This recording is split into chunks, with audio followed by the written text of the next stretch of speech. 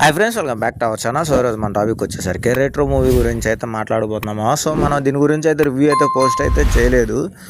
So complete details అయితే మాత్రం ఈ వీడియోలో అయితే అప్లోడ్ చేస్తాను. ఇంతవరకు అయితే ఎవరైనా సరే ఈ మూవీ చూసి ఉంటారని చెప్పేసి నా అభిప్రాయం. ఎందుకంటే రిలీజ్ అయ్యి కూడా ఒక 10 days అవుతుంది కాబట్టి మీకు ఇందులో ద మోస్ట్ ఇరిటేషన్ క్యారెక్టర్ ఏదన్నా ఉందంటే మాత్రం ఒకసారి కామెంట్ చేయండి మామ. నాకైతే మోస్ట్ ఇరిటేషన్ క్యారెక్టర్ వచ్చేసరికి పూజా హెగ్డే అనమాట. సో ఆ క్యారెక్టర్ మాత్రం ఇరిటేషన్ అయితే నాకు తెప్పించేసింది. సో మెయిన్ పాయింట్లోకి అయితే వెళ్ళిపోదాం. రెట్రో మన మూవీలో వచ్చేసరికి సూర్య గారు గ్యాంగ్స్టర్ నుంచి వెళ్ళిపోవాలని చెప్పేసి అని అనుకుంటాడు అన్నమాట. సో అందు నుంచి అయితే వెళ్ళిపోవడానికి ఆయన ట్రై చేసినప్పుడు ఆయనకి పాత ఖర్చులు ఉంటాయి కదా. సో వాళ్ళ ఫాదరే చంపాలని చెప్పేసి అని చూస్తాడు. ఎందుకు? గోల్డ్ ఫిష్ కోసం. సో మనకి మూవీ క్లైమాక్స్ వరకు కూడా మనకి గోల్డ్ ఫిష్ అనేది ఏంటనేది మాత్రం మనకు అర్థం కాదు. లాస్ట్లో చూపిస్తారన్నమాట. సో ఆ మూమెంట్ మాత్రం కొంచెం గూస్ బంప్స్ వస్తుంది.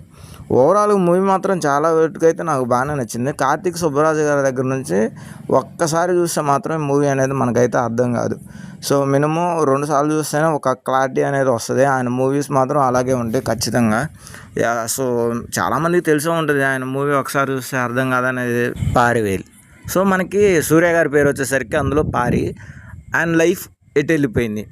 సో చిన్నప్పటి నుంచి పెద్ద అయిన దాకా తన లైఫ్ అనేది చాలా వరకు అయితే డిఫరెంట్గా ఉంటుంది. తనకు వైలెంట్ అనేది తప్ప అంటే స్మైల్ అనేది ఆయనకి తెలియదు అనమాట. ఆయన దాని గురించి స్మైల్ ఎక్కువ ఈ పదాన్ని మనం మూవీస్లో కూడా ఎక్కువ చూస్తూ ఉంటాం. నాకు నవ్వు రాదు అని చెప్పేసి అని. సో అది ఆయనకు నవ్వు ఎందుకు రాదు? చిన్నప్పటి నుంచి ఆయన లైఫ్ ఎందుకని డిఫరెంట్గా ఉంది, అందరి పిల్లలతో కలవకుండా ఎందుకని డిఫరెంట్గా బిహేవ్ చేస్తున్నాడు అని చెప్పేసి అని మనకైతే ఉంటుంది. సో మనకి ఎక్కువ వైల్డ్నెస్ అనేది చూపించుకుంటూ వెళ్ళిపోయారు. పార్వేల్కి కోపం ఎక్కువ. సో ఆ కోపం ఎందుకు ఉందని చెప్పేసి అని మనకి మూవీ క్లైమాక్స్ వచ్చినాకే మీకు ఒక క్లారిటీ అనేది వస్తుంది. సో ఇందులో వచ్చేసరికి మన పూజా హెగ్డే గారి క్యారెక్టర్ అయితే ఉంది కదా. సో నాకు చాలా వరకు అయితే ఇరిటేషన్ అయితే ఎందుకు వచ్చిందంటే, మనోడు ఏదైనా సరే ఒక వైల్డ్గా బిహేవ్ చేస్తున్నాడు అనుకోండి, అంటే కోపపడాల్సిన సిచ్యువేషన్లో కూడా కోపపడకూడదు, కూల్గా వెళ్ళిపోవాలి అని చెప్పేసి అని తను అంటూ ఉంటుంది అనమాట. సో మనోడు చేసేది కొన్ని క్యారెక్టర్స్ అంటే కొన్ని విషయాల్లో అది కరెక్ట్గా ఉన్నా కానీ పూజా హెగ్డే అలా చేయకూడదు అని చెప్పేసి అని తన్ని హోల్డ్ చేసినట్టయితే అనిపిస్తుంది.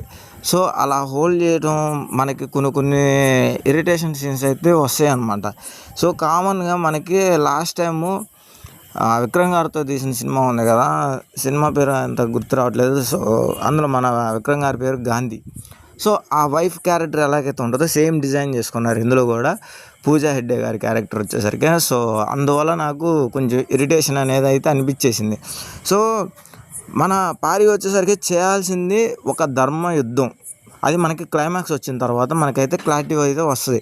సో అలా కాకుండా అంతా హోల్డ్ చేయాలని చెప్పేసి అని మన చూస్తా రుక్మిణి.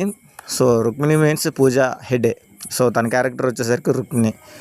మనకి ఇందులో చాలా క్యారెక్టర్స్ అనేవి మనకి కనిపిస్తూ ఉంటే మనకి చూపించే విధానం కూడా ఒక్కొక్కటి డిజైన్ చేసుకుంటూ వెళ్ళిపోతారన్నమాట. వార్ అని, అలాగే హాస్యం అని, అలా కొన్ని సెట్టింగ్ అయితే చేసుకుంటూ వెళ్ళిపోతారు. క్లైమాక్స్ వచ్చేసరికి యుద్ధం. సో మనకి ట్రైలర్లో కూడా కొన్ని చోట్ల మెన్షన్ చేశారన్నమాట. సో అదే విధంగా అయితే వెళ్ళిపోతూ ఉంటుంది. నాకైతే కొన్ని సీన్లు అయితే మాత్రం చాలా వాటికి క్రేజీ అనిపించినాయి, ఇంకొంచెం అయితే ఇరిటేషన్గా అయితే అనిపించినాయి. మెయిన్ పూజా హెగ్డే గారి రోల్. సో అదనమాట. సో ఈ వీడియోకి అయితే ఎంత మీకు వీడియో అట్లా అనిపించింది కింద కామెంట్ బాక్స్లో కామెంట్ చేయండి. అట్ ద సేమ్ టైం ఈ వీడియో కనుక నచ్చితే లైక్ చేయండి, షేర్ చేయండి, సబ్స్క్రైబ్ చేసుకుని బెల్ ఐకాన్ ఆన్లో పెట్టుకోండి. Thank you so much. Thanks for watching. See you next video.